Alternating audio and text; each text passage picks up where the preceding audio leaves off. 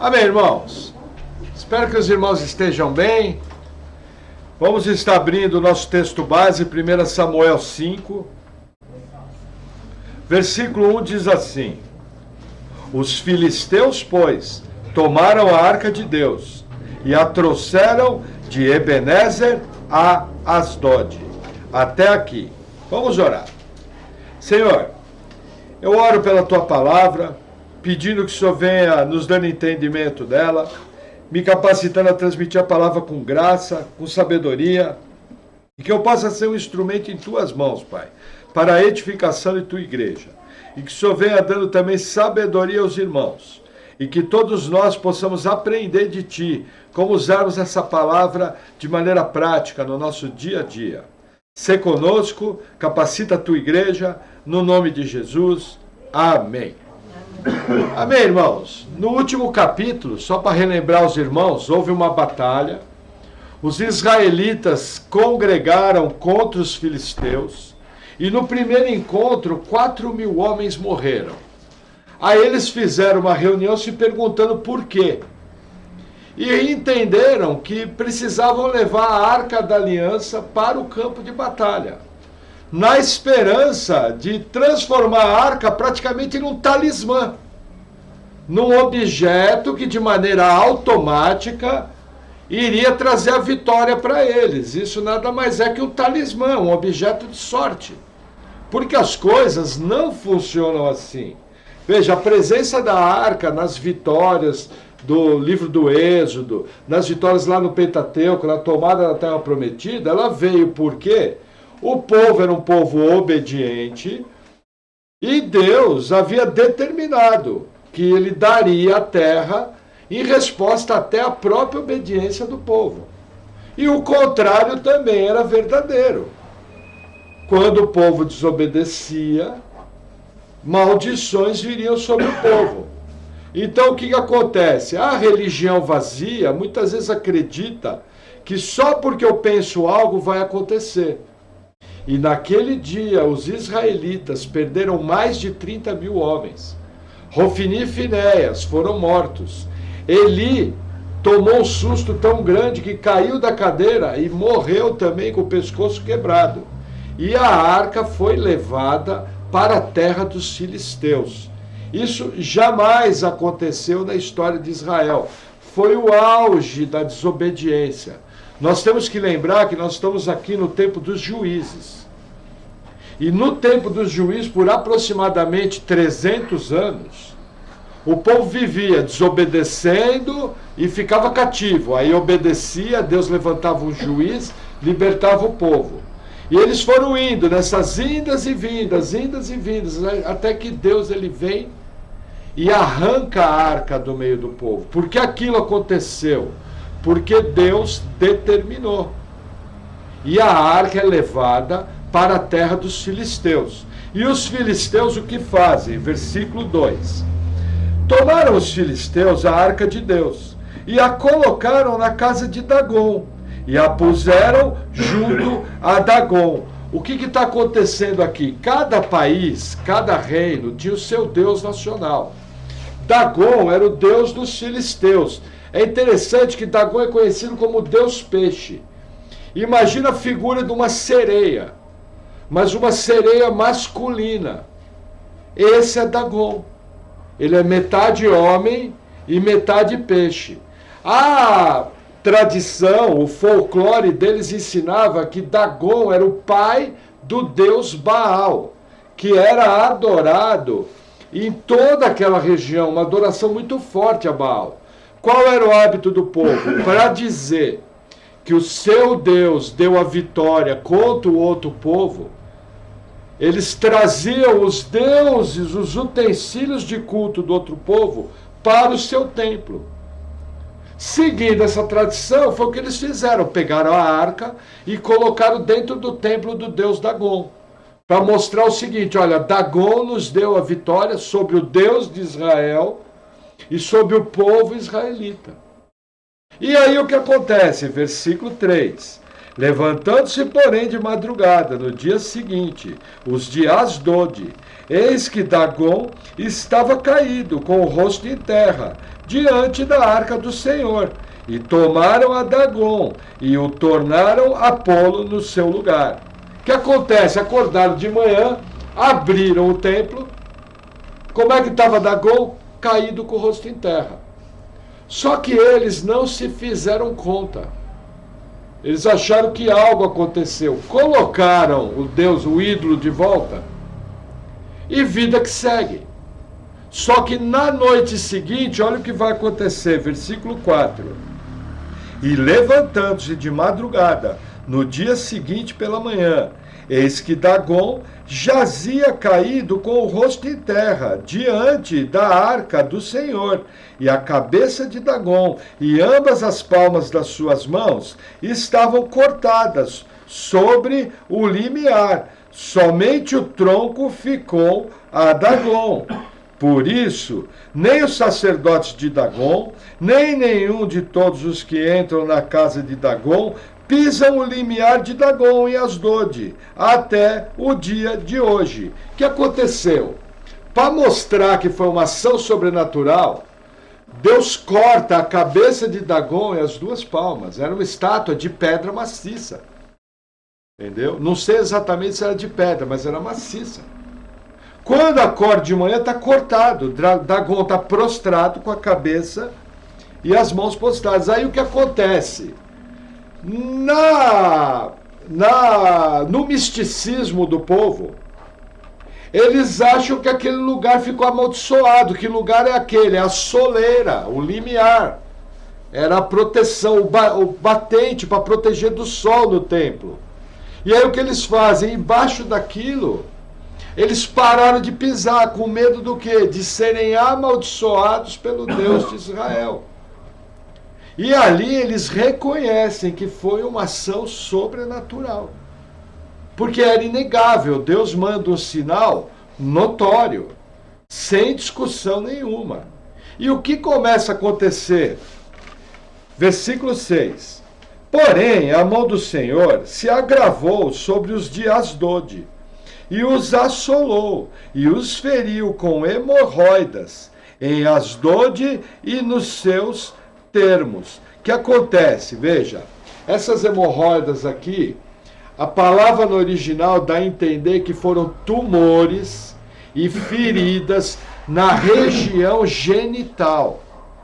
Inclusive, existem pinturas antigas que foram descobertas de pessoas fazendo tratamento, entendeu? Com um tipo de médico para curar esse tipo de hemorroidas e tumores. Mas foi algo em toda a cidade e em toda a região. O que Deus começa a fazer? Deus começa a castigar os filisteus. Israel, Deus fez uma disciplina, retirou a arca. Nós temos que lembrar que quando Deus aperta o seu povo, é uma disciplina. Agora, quando Deus faz a mesma coisa com o ímpio, é um castigo. No caso, a disciplina é para gerar uma mudança no povo. O castigo não, o castigo é para trazer juízo, é para punir. Então Deus começa a agir com mão pesada sobre o povo filisteu. E a narrativa continua, versículo 7. Vendo então os homens de Asdode, que assim foi, disseram: não fique conosco a arca do Deus de Israel, pois a sua mão é dura sobre nós, e sobre Dagom, o nosso Deus. O que acontece? Veja, eles percebem que a mão de Deus pesou. Não só isso, eles falam: olha, além da mão ser pesada sobre nós, pesou sobre o nosso Deus. Por quê? Porque o Deus ficou caído com cabeça cortada e mão cortada. Aí o que eles fazem? A arca virou uma batata quente na mão deles. E eles resolvem mandar a arca para uma outra grande cidade da Filístia. E aí o que eles fazem? Versículo 8. Por isso enviaram mensageiros e congregaram a si todos os príncipes dos filisteus, e disseram: que faremos nós da arca do Deus de Israel? E responderam: a arca do Deus de Israel será levada para Gate. Assim levaram para lá a arca do Deus de Israel. Veja, montam um gabinete de crise. Chamam todos os príncipes, as pessoas importantes. E eles têm a ideia: não, vamos mandar para Gate, que é a principal cidade. Entendeu? Gate era uma terra que, inclusive, vão surgir gigantes naquela cidade. Entendeu? Golias era de Gate, se eu não me engano. Então era uma cidade importante, talvez a principal cidade dos filisteus. Não se sabe por quê. Eles resolveram tomar essa decisão: tira de Asdod, põe em Gate. Mas olha o que Deus vai fazer. Versículo 9.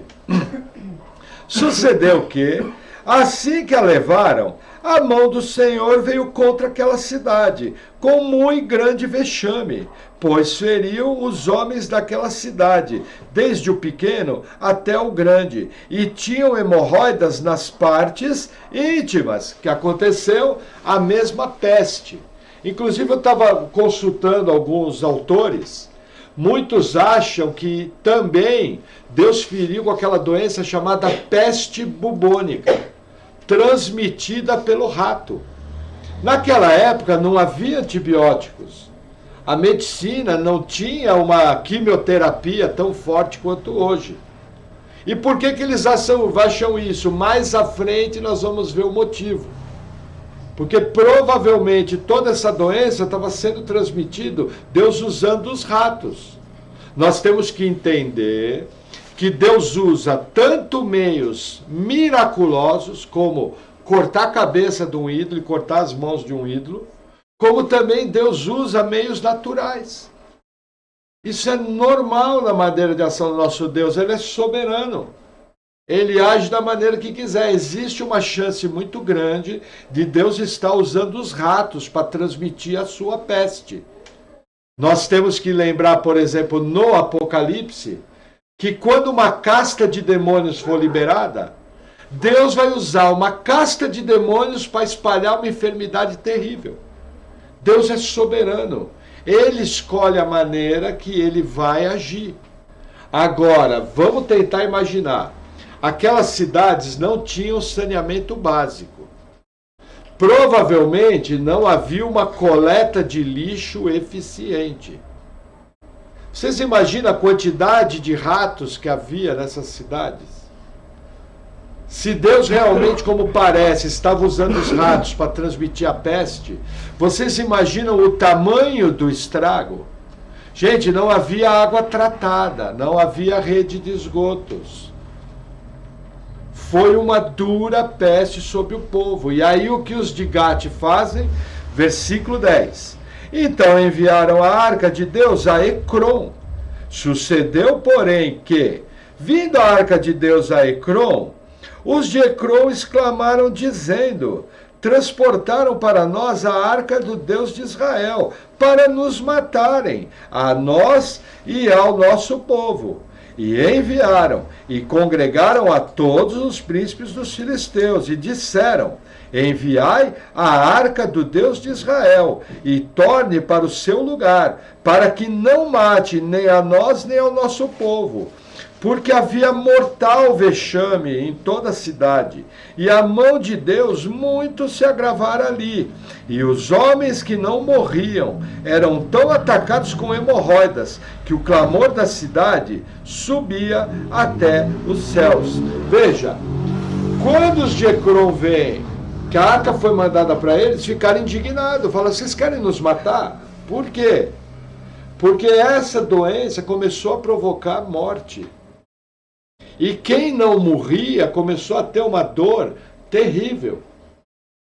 Deus estava varrendo as principais cidades da Filístia com uma praga poderosíssima.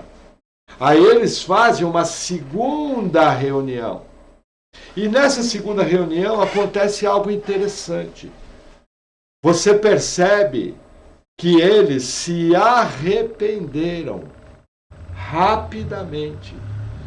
Veja, o povo filisteu só não foi destruído porque eles sabiamente se arrependeram de terem trazido a arca para Israel e resolveram devolver a arca. Isso é muito interessante porque, se você for comparar com o povo de Israel, o povo de Israel não se arrependeu e teve o prejuízo que teve. Se você for comparar com o povo da igreja hoje, muita gente peca, desobedece a Deus, anda de qualquer maneira diante de Deus e não tem o mínimo arrependimento. Aí o que acontece? A mão de Deus pesa. Depois que a mão de Deus pesa, a pessoa vem reclamar, fala, nossa, o que aconteceu na minha vida? O que aconteceu na sua vida é que você foi desobediente. Lembra que nós falamos? Quando você desobedece, algo ruim acontece. Agora, olha que interessante, o ímpio, que não conhecia uma linha da Bíblia, aqui já havia o Pentateuco escrito, toda a base teológica do Antigo Testamento no Pentateuco estava escrita. Veja, esse povo, imediatamente, quando percebe o caminho errado, se arrepende e muda de vida. O que nós percebemos aqui? Ao mesmo tempo que Deus está castigando o povo, Deus começa a derramar sua graça para não destruir completamente o povo filisteu. Aí você fala, mas irmão, por quê? Porque na história nós vamos ver que o povo filisteu tem o seu papel na Bíblia. Entendeu? E você percebe o que o apóstolo Paulo fala no Novo Testamento, que Deus é um Deus de graça, que mesmo para quem ele não conhece, ele derrama graça. Vamos olhar o nosso mundo hoje. Nosso mundo hoje é terrível na questão com Deus. As pessoas, elas são assim, desbocadas. Entendeu? Não tem o mínimo respeito com Deus. Se nós fôssemos Deus e tivéssemos o poder que ele tem, a gente já tinha matado todo mundo. Talvez você é melhor do que eu. Eu já tinha apertado o botãozão vermelho assim, pum. Entendeu? Porque as pessoas falam, só você ver, por exemplo, eu estava vendo hoje, agora no Carnaval, o pessoal falando do enredo que venceu o Carnaval, que falou de feitiçaria, falou de entidades, colocando como bom. Entendeu? Nunca vi coisa boa vindo de uma raiz maligna. E aí o que acontece? Já tem gente querendo processar pastores por causa de linguajar de ódio. Entendeu? Já começou uma coisa assim. Agora veja, você está ali comentando, você tem a verdade bíblica. E você tem o bem e você tem o mal. É natural que as coisas sejam assim. Agora, mesmo com tudo isso, Deus derrama a sua graça. Deus permite que pessoas falem aberrações. Entendeu? Eu vi já vídeos de artistas colocando Jesus como um pervertido sexual. Não foi um, não foi dois, foi mais de um. Entendeu? Mesmo assim, Deus é longânimo em irar-se. E ele ainda mantém essa sociedade funcionando. Por quê?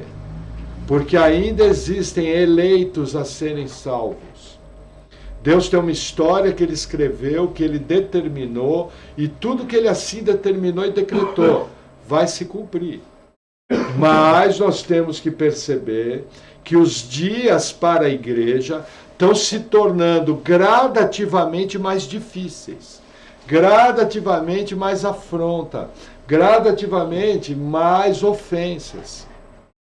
E deve ser assim até a chegada do governo do anticristo, onde vai ser o auge da blasfêmia, onde de maneira pública o anticristo vai falar blasfêmias contra o Deus da Bíblia. Então tem que ser assim, porque foi decretado. Mas aqui no caso dos filisteus, a gente percebe Deus derramando a graça num ponto tal que eles se arrependeram. Eu tenho que lembrar que arrependimento e graça andam juntos. Entendeu? Uma das consequências do arrependimento é a graça de Deus vindo. Amém? Vamos para o capítulo 6.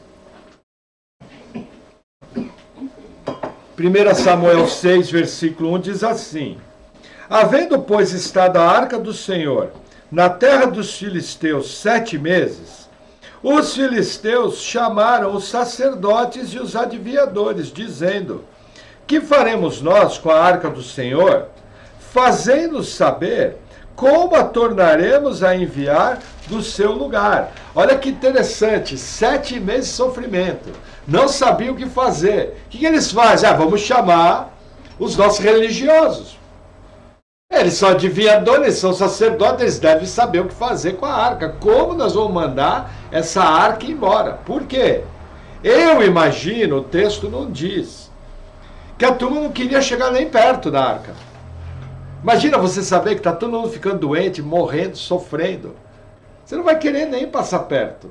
E aí o que acontece? Versículo 3. Os quais disseram: Se enviardes a arca do Deus de Israel, não as envieis vazia, porque sem falta enviareis uma oferta para expiação da culpa. Então sereis curados, e se vos fará saber por que a sua mão não se retira de vós. Olha o que acontece. Esses sacerdotes sabiam que tinha que haver uma oferta pela ofensa. Isso aqui é muito interessante. Em todo o Antigo Testamento tem que haver uma oferta pela ofensa. No Novo Testamento, Jesus se ofereceu para expiar o pecado de sua igreja. Entendeu? Isso é uma regra. Ofensa não pode passar batida. Tem que haver uma oferta. E é muito interessante esses homens terem tido esse discernimento. Porque a continuação do texto mostra que eles não sabiam 100% como agir. Mas começaram bem. Vamos devolver a arca. Como? Com uma oferta. E aí a narrativa continua, versículo 4. Então disseram: Qual é a expiação da culpa que lhe havemos de enviar? E disseram: Segundo o número dos príncipes dos filisteus, 5 hemorroidas de ouro e 5 ratos de ouro, porquanto a praga é uma mesma sobre todos vós e sobre todos os vossos príncipes. Fazei, pois, umas imagens das vossas hemorroidas e dos vossos ratos, que andam destruindo a terra, e dai glória ao Deus de Israel. Porventura, aliviará sua mão de cima de vós, e de cima do vosso Deus, e de cima da vossa terra. O que acontece? Eram 5 as principais cidades da Filístia. Cada uma delas tinha um príncipe. Deus agiu muito forte nessas 5 cidades. O que eles falam? Olha, vocês vão fazer 5 imagens de ouro dos tumores e 5 imagens de ouro dos ratos, para oferecer como oferta pelo sacrifício. O que eles estão tentando fazer aqui? Olha, nós reconhecemos que pecamos, estamos reconhecendo que esses tumores e essa doença dada pelos ratos veio da mão do Deus de Israel. Para simbolizar isso, nós estamos fazendo as imagens conforme a praga que veio sobre o nosso povo. Você tem que entender a mentalidade da época. Você podia perguntar, falar, por que eles não pegaram todo esse ouro, juntaram em moeda e puseram um saco de moeda? Na nossa mentalidade ocidental, século XXI, tudo se resolve fácil. Assina lá o cheque, bota no envelope e pronto. Mas o que acontece? O povo aqui está reconhecendo o castigo de Deus e está querendo externar, está querendo mostrar que reconheceram que a mão de Deus pesou. E que aquela praga estava sendo dada por Deus. E por que ouro? Ouro é um metal raro. O tabernáculo de Israel era repleto de ouro. Ouro na Bíblia, não em todos os textos, mas em muitos textos, ouro aponta para a natureza de Deus. Todo local, a arca por dentro era toda forrada de ouro. O castiçal de 7 pontas, com 7 chamas, era todo revestido de ouro. Entendeu? Os varões que carregavam a arca eram revestidos de ouro. Por que ouro? Além da sua raridade e preciosidade, o ouro aponta para Deus. Você vai notar quando você estiver lendo sua Bíblia que vários textos onde aparece ouro está ligado à pessoa do nosso Deus. Amém? E aí a narrativa continua. Versículo 6. Por que, pois, endureceríeis o vosso coração como os egípcios, e Faraó endurecer os seus corações? Porventura, depois de os haver tratado tão mal, os não deixaram ir, e eles não se foram? Agora, pois, tomai e fazei-vos um carro novo, e tomai 2 vacas com crias, sobre as quais não tenha subido o jugo, e atai as vacas ao carro, e tirai delas os seus bezerros, e levai-os para casa. Vamos fazer uma pausa aqui. Veja, eles conheciam a história do povo do Egito, e eles sabiam que Faraó tinha endurecido o coração e que Deus tinha praticamente destruído toda a estrutura do Egito. E que inclusive Faraó tinha morrido. O que os sacerdotes falam? Olha, se arrepende logo, faz isso logo antes que Deus venha e destrua os filisteus da mesma forma. Eles foram muito rápidos, novamente. Talvez um dos maiores ensinos desse capítulo. A necessidade de arrependimento rápido.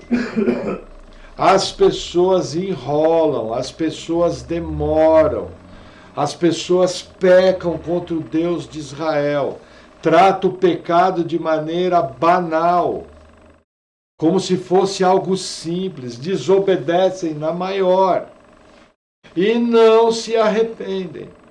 Aí o que acontece? Se arrebenta, quebra a cara e depois vem chorar para Deus.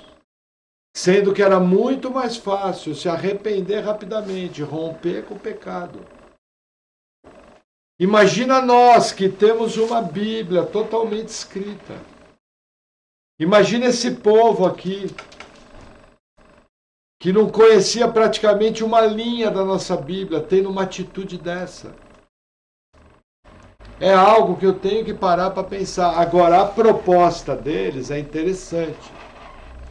Na verdade, eles fazem uma jogada. O que eles propõem? Primeiro, pegar 2 vacas que nunca carregaram um carro de boi. Gente, é impossível um animal que não foi treinado para puxar carro de boi conseguir puxar. Ainda mais sozinho. O que eles estão querendo fazer aqui? Vamos fazer uma prova. Se realmente é de Deus o que está acontecendo. Um último teste. Então, que eles pegam 2 animais que nunca foram treinados para puxar um carro de bois. Não bastasse isso, 2 vacas com crias novas. Quem é do interior sabe que a vaca com cria nova não sai de perto do seu bezerro. Nunca, em hipótese alguma. Ela chega a varar cerca, ela chega a pular curral. Não é verdade, João? Sibila também, o Cláudio, ela não sai. Entende a inteligência dele? Que eles falam, olha, vocês vão atrelar as vacas no carro de boi e vão tirar os bezerros e levar o bezerro para casa. O que a vaca ia fazer? Ia atrás do bezerro. Entendeu a jogada que eles estão fazendo? Eles foram muito inteligentes. Mas a narrativa continua. Diz assim, versículo 8. Então, tomai a arca do Senhor e ponde-a sobre o carro, e colocai num cofre ao seu lado as figuras de ouro de que lhe haveis de oferecer uma expiação da culpa. Assim a enviareis para que se vá. Vede então, se ela subir pelo caminho do seu termo, a Bet-Semes, foi ele quem vos fez esse grande mal. E se não, saberemos que não nos tocou a sua mão, e que isso nos sucedeu por acaso. Olha o teste aqui. Agora, olha que interessante, eles não eram bobos. Eles pegam todo aquele material de ouro e põem num cofre. Numa urna. Por quê? Porque senão algum espertalhão ia lá e roubava. Existiam ladrões. Então eles foram muito prudentes. Coloca num cofre. E com isso eles fazem um teste inegável de que era Deus que estava agindo. E aí a narrativa continua, versículo 10. E assim fizeram aqueles homens, e tomaram 2 vacas que criavam, e as ataram ao carro, e os seus bezerros encerraram em casa, e puseram a arca do Senhor sobre o carro, como também o cofre com os ratos de ouro, e com as imagens de suas hemorroidas. Então as vacas se encaminharam diretamente pelo caminho de Bet-Semes, e seguiam o mesmo caminho, andando e berrando, sem se desviarem, nem para a direita, nem para a esquerda. E os príncipes dos filisteus foram atrás delas até o termo de Bet-Semes. Olha que interessante. As vacas pegaram o rumo de Israel. Na verdade, é interessante que quando você vê no mapa por onde a arca vai passar nos próximos anos, na verdade elas estão indo a caminho de Jerusalém. Só que não pelo caminho mais direto. O primeiro lugar que a arca vai passar é Bet-Semes. Agora, olha que interessante, como esses homens não eram burros. Ao contrário, eles eram prudentes, eles queriam resolver o negócio. Então eles acompanharam a arca por todo o caminho. Primeiro, para ver o que ia acontecer. Segundo, para não correr o risco de arrombarem o cofre e roubarem as ofertas. Terceiro, para concluir o assunto até o momento que a arca chega em Israel. Qual que é o problema nosso? Eu não vou até o fim para resolver os meus problemas. É muito comum no meio do povo cristão ficar rabicho, ficar coisa sem resolver. Problemas serem resolvidos pela metade. Aprenda com esses homens ímpios. Eles identificaram o problema, conversaram sobre o problema, consultaram pessoas com sabedoria sobre o problema, tiveram uma estratégia, pagaram o preço daquela estratégia, não foi barato, e conferiram para que o problema se resolvesse até o fim. Do momento que a arca entrou em Israel, provavelmente aqueles homens falaram: olha, está tudo em ordem, nossa parte foi feita. O que eles entenderam? Deus aceitou a nossa oferta de culpa pelo pecado. Com certeza eles entenderam isso e aliviados voltaram para sua casa. Mas olha que interessante, quanto que eu tenho que aprender com esses homens. Olhe na sua vida e veja quantas coisas incompletas tem. Lógico, é normal. Estou falando, gente, olhar com bom senso. Eu mesmo tenho projetos meus que estão se encaminhando. Entendeu? Por exemplo, eu botei a instalação de luzes aqui. Eu não quero deixar assim. Quero fazer bem acabadinho, bonitinho, limpinho. Entendeu? Mas está aí, está funcionando. Cada hora faz um pouco. O problema é que nós deixamos que os problemas nossos criar barba. E não resolve. E aí só passa uma tesourinha da barba, mas a barba continua lá. Muitas vezes nós somos preguiçosos. E não vamos até o fim para resolver os problemas que têm que ser resolvidos. E aí você vê um ímpio que não conhece a Deus, que não tem o Espírito Santo habitando nele, agindo de maneira prudente. Aí vem aquela pergunta do salmista: Senhor, por que prosperam os ímpios?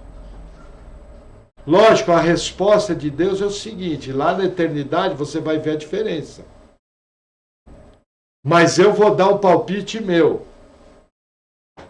O ímpio muitas vezes trabalha melhor que o crente, se esforça mais do que o crente, estuda mais que o crente, é melhor funcionário que o crente.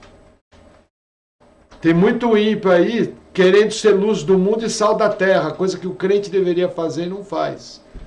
E aí a pessoa é abençoada e o crente fica perguntando: por que, Senhor? É simples, porque você foi incompetente. Tem essa palavra em espanhol? Competência e incompetência. Gente, pessoa incompetente não vence na vida. Outro dia eu estava conversando com um irmão essa semana, ele foi promovido no trabalho há uns 6 meses, e aí ele foi promovido de novo. Aí eu olhei para a cara dele e falei: irmão, Deus só pode abençoar o trabalho certo. E ele realmente trabalha bem, é um bom funcionário, compromissado, caprichoso, procura fazer sua parte, cuida das coisas do patrão como se fossem dele. Irmãos, entenda, você quer prosperar, Deus só pode abençoar o trabalho. Deus pode suprir um alimento, Deus pode suprir uma necessidade urgente, sim, e Ele o faz. Mas no caminhar da vida, Deus só abençoa o certo, Deus só age no certo. Você quer prosperar? Se esforce, trabalhe duro, melhore, estude, se capacite, se apresente no seu trabalho para fazer coisas novas. Seja o melhor funcionário, sirva o seu patrão como se você estivesse servindo a Cristo. Quero ver se você não vai ser abençoado, porque é o princípio de Deus. Agora, o que é mais fácil fazer?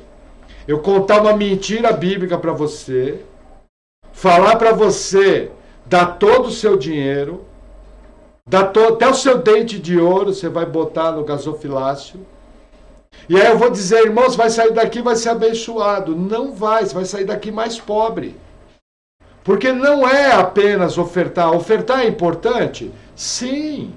Deus abençoa quem oferta? Sim, mas não é só isso. Não seja simplista. É todo um pacote. A oferta trata apenas dos deuses que você tem no seu coração. Tem muita gente que é idólatra ao dinheiro e por isso não oferta. Então a oferta só trata isso, para ver o seu grau de compromisso financeiro com a obra de Deus. Mas ela sozinha não vai te abençoar no nível que eu estou falando. Existe todo um outro processo, e é esse que eu acabei de falar, de ser o melhor, ser bom funcionário, e até o fim para resolver os problemas. E vou falar para vocês, gente, ir até o fim cansa. E até o fim, muitas vezes, lembra o caminhar a segunda milha. Eu já tive situações que eu estava cansado. Mas no meu coração é o seguinte: acaba. Faz o que você tem que fazer. Aí eu fui lá, encontrei forças e acabei. Porque era o correto a fazer. Entendeu? Deus não tem parte com gente frouxa. Deus não tem parte com gente flácida, com gente molenga. Entendeu? Ao contrário, os homens aqui do Antigo Testamento tinham que pegar na espada e encarar uma guerra duríssima, com a morte passando a menos de 1 metro deles. E eles foram lá, fizeram sua parte e Deus abençoou. Amém? Tomar um gole de água. Versículo 13. E andavam os de Bet-Semes, fazendo a cega do trigo no vale. E levantando-se os seus olhos, viram a arca, e vendo-a, se alegraram. Olha que interessante. A Bíblia fala que a arca ficou 7 meses entre os filisteus.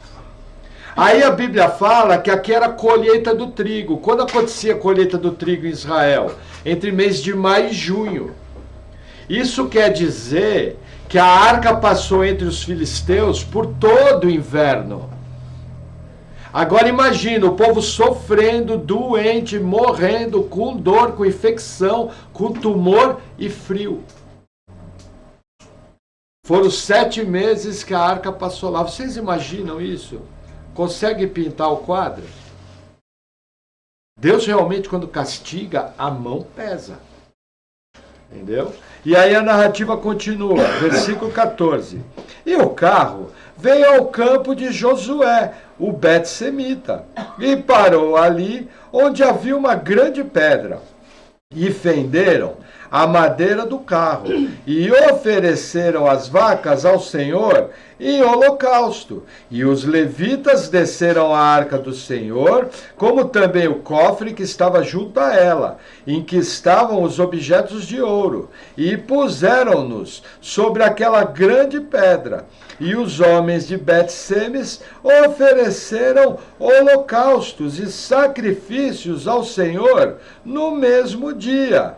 E vendo aquilo, os 5 príncipes dos filisteus voltaram para Ecrom no mesmo dia. Olha que interessante. Os israelitas de Bet-Semes começam a agir certo. Ninguém podia pôr a mão na arca, a não ser os levitas. Os levitas não tinham terra, eles eram espalhados por 48 cidades em Israel. Então eles chamam os levitas de Bet-Semes, os levitas pegam o carro de boi, racham o carro de boi, sacrificam as vacas e oferecem holocausto a Deus. Lembra? Oferta pelo pecado. Gente, tudo que é feito em relação a Deus é baseado no sistema de oferta. Entendeu? A nossa vida, de certa forma, é uma oferta a Deus. Nossas orações são incenso. Incenso também fala de oferta a Deus. Oferta não é só dinheiro. A sua vida consagrada a Deus é uma oferta ao Senhor. Hoje nós vivemos dias do Novo Testamento. Entendeu? Deus habita em nós. Nós somos o templo do Espírito Santo. Uma das coisas que se faz no templo é a oferta. Que eu faço quando eu oro, quando eu busco santidade, quando eu tenho comunhão, quando eu me consagro, quando eu tenho disciplinas espirituais. Veja, eles chegaram, viram a arca, a primeira coisa. Qual era a regra naquela época? Vamos fazer um holocausto. Quem faz? Os levitas. Quem toca na arca? Os levitas. Tudo na regra de Deus. Se alguém tocasse, era fulminado. Percebe? Hoje em dia a igreja é extremamente irreverente, sem respeito para com Deus. Tem lugar por aí que os termos que eles usam para Deus é horrível. Coisas do tipo, Deus é o cara. Deus é meu brother. Deus não é seu brother. Ele é criador dos céus e da terra. Ele é o Todo-Poderoso, o El Shaddai. Rei dos reis e Senhor dos senhores é Jesus. Aí você tem a cara de pau de falar que Deus é o seu brother. Gente, a mão de Deus pesa. A mão de Deus nos sustenta vivos. Aqui a gente aprende que o povo, depois de um duro golpe, eles perceberam, opa, vamos fazer certo. A disciplina parece que funcionou, mas ainda tem alguns probleminhas que vão acontecer. A narrativa continua. Ah, um detalhe, né? Os 5 príncipes filisteus ficaram observando de longe. E só voltaram para casa quando o sacrifício foi queimado. Está entregue a arca. Qual era o meu papel? Colocar a arca de volta na mão do povo de Israel. Fiz a minha parte. Obrigado, Senhor. Assunto resolvido. Fechou. Amém? Acho muito legal a atitude dos filisteus. Muito legal. Vamos lá, seguindo. Versículo 17. Estas, pois, são as hemorroidas de ouro que enviaram os filisteus ao Senhor em expiação da culpa. Por Asdod uma, por Gaza outra, por Ascalon outra, por Gate outra, por Ecrom outra. Como também os ratos de ouro, segundo o número de todas as cidades dos filisteus, pertencentes aos 5 príncipes, desde as cidades fortificadas até as aldeias, e até Abel, a grande pedra sobre a qual puseram a arca do Senhor, ainda está até o dia de hoje no campo de Josué, o Bet-Semita. O que acontece? Até os dias do escritor de Samuel, aquela pedra estava naquele lugar onde foi oferecido o holocausto. Cada cidade ofereceu o holocausto. Interessante que a região de Gaza, que hoje é tão comentada nos noticiários, já existia. Só é importante entender o seguinte: os filisteus não são o mesmo povo que os palestinos. São povos de origens diferentes. Os filisteus são os chamados povos do mar. Tanto é que o deus era Dagon, deus peixe. Eles vieram navegando pelo Mediterrâneo e se alojaram naquele litoral, que hoje o Estado de Israel é que domina aquela área, onde tem tanto conflito. Entendeu? Lógico que a mídia anticristã vai sempre culpar Israel por tudo. Nós sabemos que existem erros, sabemos que existe exagero, mas a gente percebe, né? Só porque tem algum envolvimento com Bíblia, a turma é contra. Entendeu? É sempre assim. Presta atenção no noticiário. Nunca fala nada de bom. Para vocês terem uma ideia, todo abastecimento de água tratada, de esgoto, rede pública, hospitais, todo atendimento governamental da faixa de Gaza, é o governo israelita que dá. As escolas de Israel ensinam árabe e hebraico. Entendeu? Quando Israel foi fundado em 48, muitos árabes fugiram de Israel. O governo falou: fiquem, vamos juntos construir um novo país. Para vocês terem uma ideia, a única democracia do Oriente Médio é Israel. É a única democracia. O resto é tudo virado no chapéu velho. Entendeu? Regime um mais esquisito que o outro. Amém? Vamos seguir com a narrativa, versículo 19. E o Senhor feriu os homens de Bet-Semes, porquanto olharam para dentro da arca do Senhor. Feriu do povo 50.070 homens. Então o povo se entristeceu, porquanto o Senhor fizera tão grande estrago entre o povo. Então disseram os homens de Bet-Semes: quem poderá subsistir perante esse santo Senhor Deus? E a quem subirá de nós? Vamos fazer uma pausa aqui. Gente, primeira coisa. Se você lembrar no tabernáculo, o tabernáculo era dividido no átrio, que era a parte exterior, o lugar santo, que era a parte do meio, e o lugar santíssimo, o santo dos santos, onde ficava a arca. A arca ficava oculta. Uma vez por ano, o sacerdote entrava lá amarrado pela cintura para oferecer sacrifício pelo povo. Ele só entrava lá depois de todo um sistema de sacrifício pela vida dele. Inclusive, ele tinha guizos amarrados na orla para que quem estivesse fora ouvisse ele se movimentando para saber se ele morreu ou não. Até onde se sabe, na literatura israelita, nenhum sacerdote morreu. Por quê? Porque o sacrifício que era feito, Deus aceitava.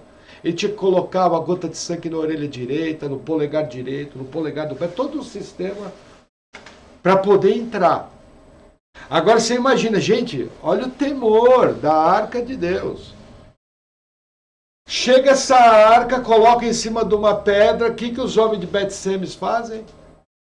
Vamos olhar dentro da arca. O que tinha dentro da arca? Nós sabemos. Tinha um pote de maná e tinha as 2 tábuas dos 10 mandamentos.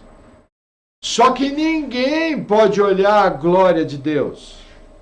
Gente, lembra, a Bíblia fala que nunca ninguém viu a Deus. Você fala, irmão, e Moisés? Moisés entrou numa fenda e para ele não ser fulminado, ele viu as costas da glória de Deus. Mesmo assim, ficou com a cara brilhando um monte de dia. Estão entendendo o que nós estamos lidando? Aí deixa eu falar uma coisa, falar, nossa irmão, que bacana, né? Sorte que isso aí é Antigo Testamento. Então a gente não tem que se preocupar muito. Deixa eu te dar uma informação. Cada vez que você ora em nome de Jesus, você está entrando no Santo dos Santos, celestial. E está oferecendo suas orações a Deus. É de qualquer jeito. Pelas suas muitas misericórdias, nós não somos consumidos. Essa é a verdade. Ah, irmão, então não vou orar. Pior ainda. Agora virou, além de desobediente, agora virou rebelde. Piorou. Percebe? A gente não tem noção. Se vender uma ideia barata de que o Novo Testamento é tudo festa. O Novo Testamento parece uma colônia de férias. Tem esse termo? Colônia de férias? Não é, gente. Só para vocês terem uma ideia, o Antigo Testamento são 613 mandamentos. O Novo Testamento são 1006. É quase o dobro. Percebe como a nossa visão é pervertida? As ordens do Novo Testamento são repetitivas. E nós, dia após dia, temos a ousadia de desobedecer ao nosso Deus. E aí eu, sujo, oro a Deus, é lógico que eu sou crente, e eu adentro o Santo dos Santos. E sabe por que eu não sou fulminado? Porque Deus, quando olha para mim, vê o sangue de Jesus me cobrindo. E o sangue de Jesus me declarou justo. Entenda, eu não sou justo. É diferente de ser declarado justo. Entendeu? Percebe a riqueza da obra da cruz, mas concorda, vai.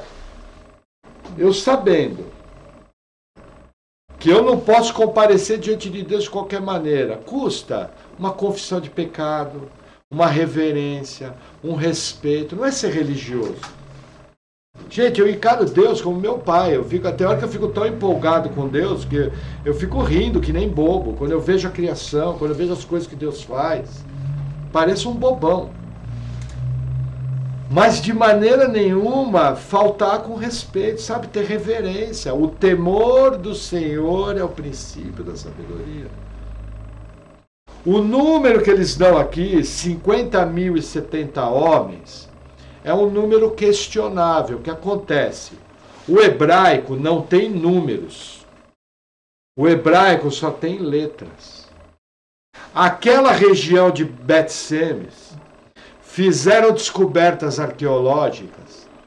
Seria muito difícil haver 50.000 habitantes. O que torna muito difícil ter 50.000 mortes com mais 70 homens. Parece que é mais razoável o seguinte: 5.000 morreram, mais os 70 homens. Eu tenho que lembrar que no Antigo Testamento, por causa do hebraico antigo, os números são extremamente problemáticos no Antigo Testamento. Cuidado com o número. Entendeu? É uma regra até teológica. Mas o ponto aqui não importa a quantidade. O ponto aqui é o seguinte, eles resolveram olhar, curiosidade. Já viu gente, vocês já viram isso, que chega na igreja e quer ver anjo, quer ver demônio manifestando, quer ver profecia, quer ver revelação. Aí você chega para a pessoa e fala, e aí irmão, como é que foi o culto? Nossa, foi um barato. Teve 3 profecias, 4 revelação, 3 endemoniado. Gente, isso aí não é evangelho. Faz parte do evangelho? Sim. Mas evangelho você devia falar, nossa, a palavra hoje foi muito boa. Edificou a minha vida. Nossa, nós fizemos orações juntos. Nós louvamos ao nosso Deus juntos. Tiveram pessoas que se renderam a Deus. Isso é um culto. Sabe o que o pessoal está procurando hoje? Show. Mas Deus em nenhum momento criou show. E quando eu me aproximo de Deus com essa mentalidade de show, com essa mentalidade do diferente, com essa mentalidade irreverente, acontece o que aconteceu com esses homens. Pagaram com a vida. Deus riscou eles. Num ponto tal, que eles falaram, o que nós vamos fazer? Aí veio a resposta, versículo 21.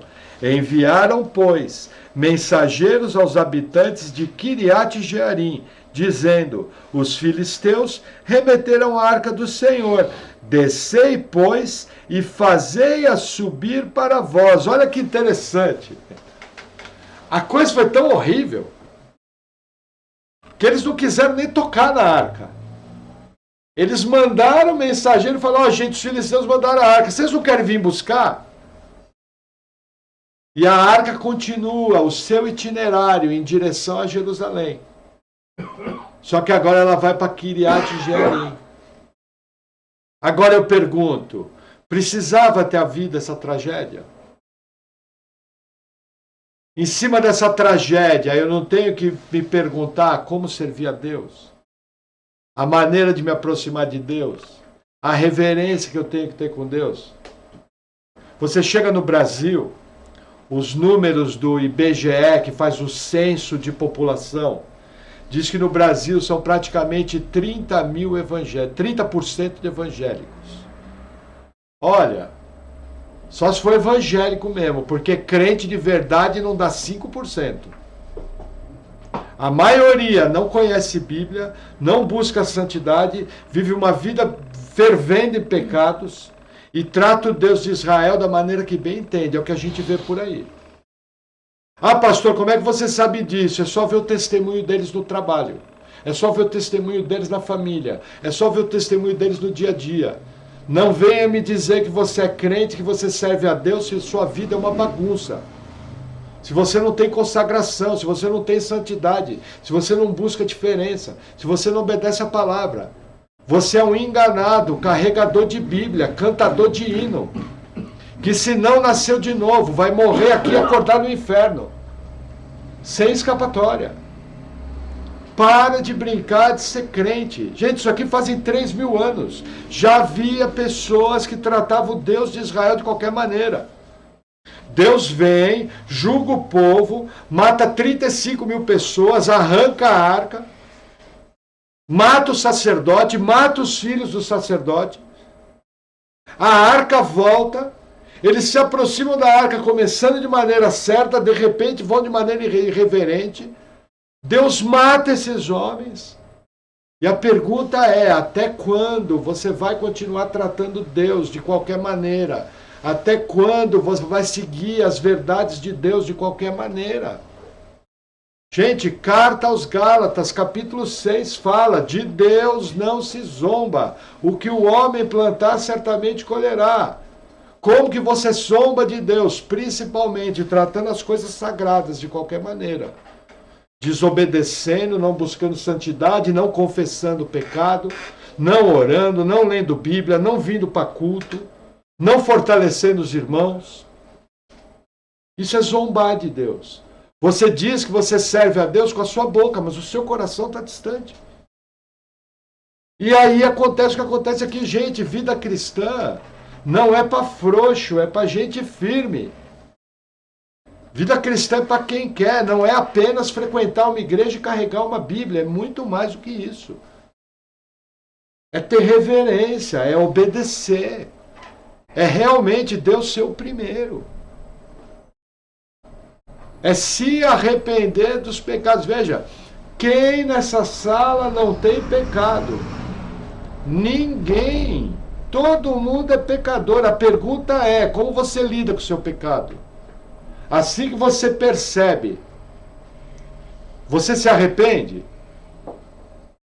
Ah, pastor, mas tem pecado que eu não sabia. O que você faz quando Deus manda você vir para o culto? O que você faz quando Deus manda você orar e não ora? Dá para dizer que não sabia? O que você faz quando você mente? Ou quando você é fraudulento? Tem a palavra fraude em espanhol? Dá para dizer que não sabia? Percebe a situação que nós temos? Nós não somos consumidos por causa das muitas misericórdias de Deus. Mas está num momento, veja, nós estamos iniciando uma consagração de 21 dias. Sabe quem é o alvo da consagração? Nós mesmos. Começa com a encrenca que é o pastor, e passa para o resto das encrenquinhas, que são vocês. Porque todos nós precisamos buscar a face de Deus. Precisamos ser mais intensos, precisamos ser mais compromissados. Precisamos caminhar a segunda milha, precisamos fazer a diferença. Precisamos parar de olhar um pouco para o nosso umbigo, é umbigo, deve ter outro nome, é umbigo. E olhar para a vida cristã de uma maneira séria. Você está sofrendo à toa. Muito do seu sofrimento é porque você, através da sua atitude sem respeito e desobediente, está atraindo juízo sobre a sua vida. É simples resolver. Quando você botar a cabeça no travesseiro hoje, você chega para Deus e fala: Deus, olha, hoje o pastor pegou pesado. Mas eu creio que ele tem razão em parte do que falou. Senhor, mostra para mim, eu sou um cego. Eu não consigo ver, eu tento fazer certo, faço errado. Mas o Senhor sabe que eu quero te agradar. Deus sabe, se você realmente no seu coração quer agradar. Se você realmente quiser, tiver um coração correto, Deus vai vir com a graça e vai capacitar. E vai te levantar. E você vai se erguer. E vai amadurecer na fé. E vai crescer. E não vai ser vítima dessas coisas. Gente, a chave com Deus é o arrependimento. Temos que aprender a nos arrepender rapidamente. Irmão, vou falar uma coisa para você. Quando chega um pedido de oração no seu WhatsApp, você não responde pelo menos um amém. Isso é pecado contra o corpo. Ah, pastor, não sabia. Onde é que está isso na Bíblia? Orai uns pelos outros. Orai está no imperativo, é uma ordem. Eu descobri essa semana que o tempo verbal no espanhol é igual ao do português. Tem imperativo. Entendeu? Orai uns pelos outros. Está em que tempo verbal? Não está assim. Quando quiseres ou tiveres tempo, ore. Orai. Aí vai você ocupado com 517 coisas. E nem responde oração. Na hora eu não posso. Responde no final do dia. Gente, quando chega uma mensagem, vou falar como é que eu oro.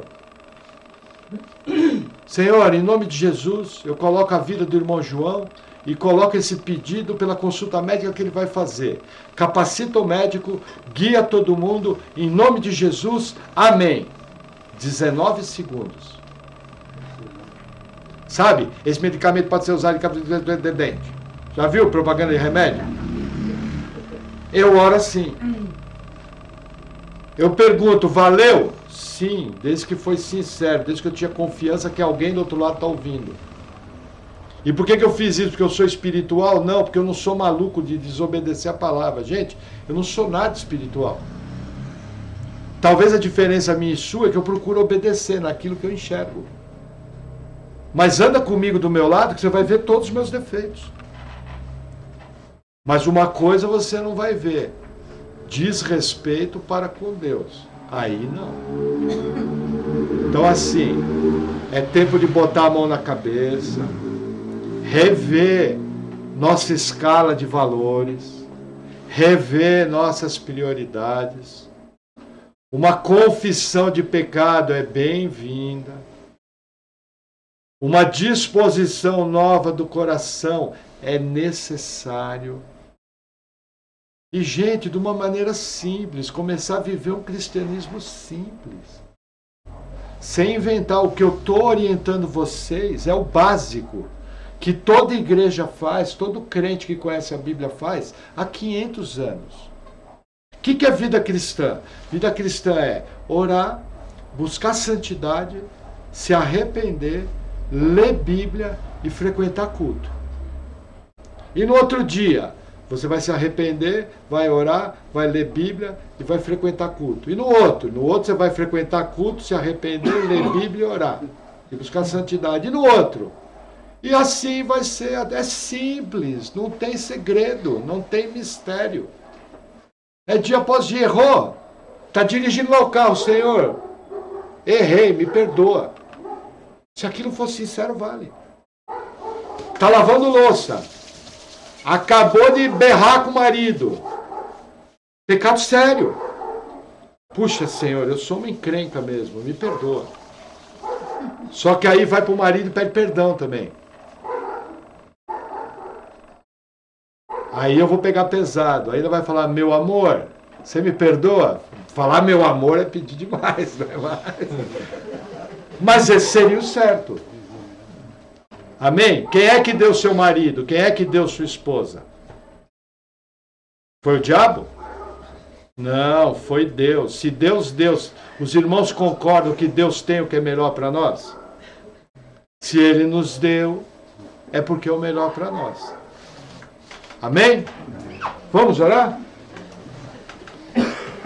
Senhor, obrigado pela Tua palavra. Eu oro em nome de Jesus, pedindo pela nossa vida, pedindo, Senhor, de maneira humilde e simples, que o Senhor venha realmente mudando a nossa vida cristã.